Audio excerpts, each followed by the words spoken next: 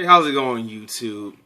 Before I start this video clip, I want to give my thoughts and prayers to the victims and the injured, among many that happened at Oklahoma State University's homecoming parade Saturday morning.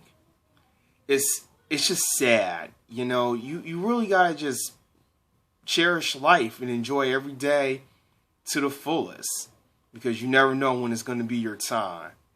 So I'll come back with the rest of my commentary after you watch this news clip.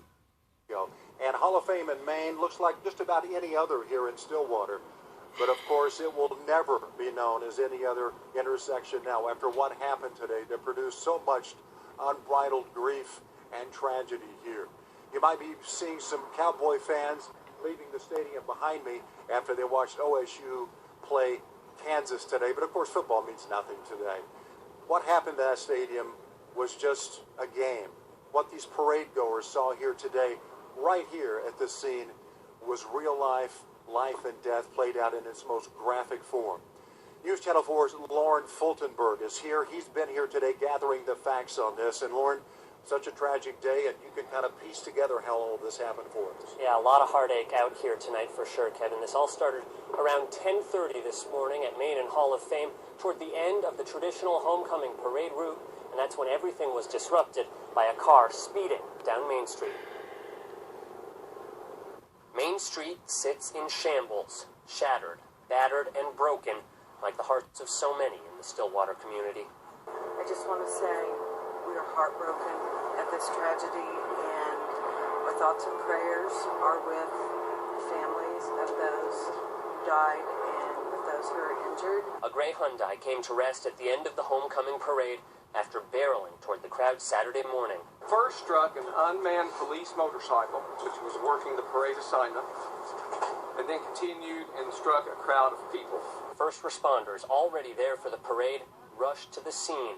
Helicopters airlifting the critically injured to Oklahoma City and Tulsa hospitals. When the scene had settled, 3 dead and at least 3 dozen injured. We'll never find understanding, but at least we'll find some resolution. 25-year-old Adesha Chambers is under arrest, charged with driving under the influence. Whether she intentionally crashed her car is one of the many questions investigators are asking as they reconstruct the scene and pick up the pieces of a fractured community. The Oklahoma State homecoming parade is probably one of the most wholesome, happy events in the country. And to have it fouled like this and these victims, this terrible tragedy. OSU's president kept the football game on track as a fan base and a university mourns.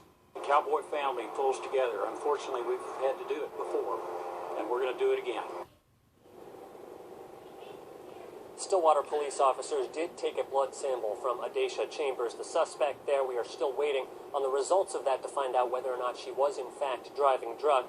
And in the meantime, Kevin, officers say they are treating this investigation as a homicide, and it could take a few more days. Very sad.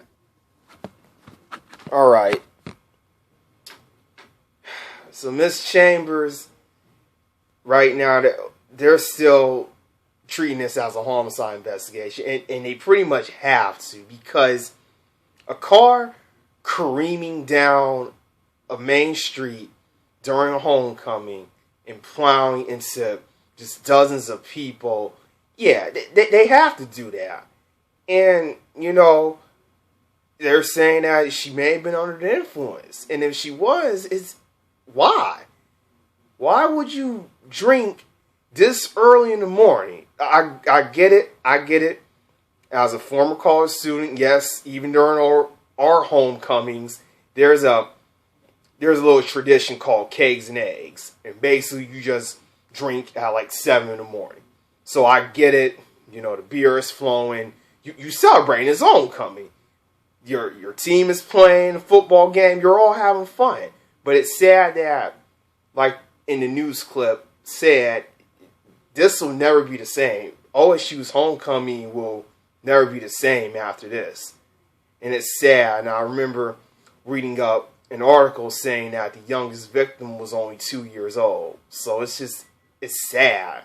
So all we can do is just see if she was under the influence or not. I think she was.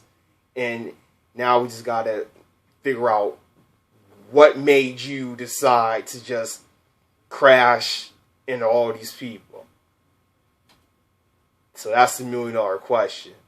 It's sad because that's something she also has to live with too. She survived it, as you saw in the news clip. She survived it, but her life is also going to be forever altered. She'll never be the same. So you guys comment down below and let me know what you think about this news clip. I'll see you guys later.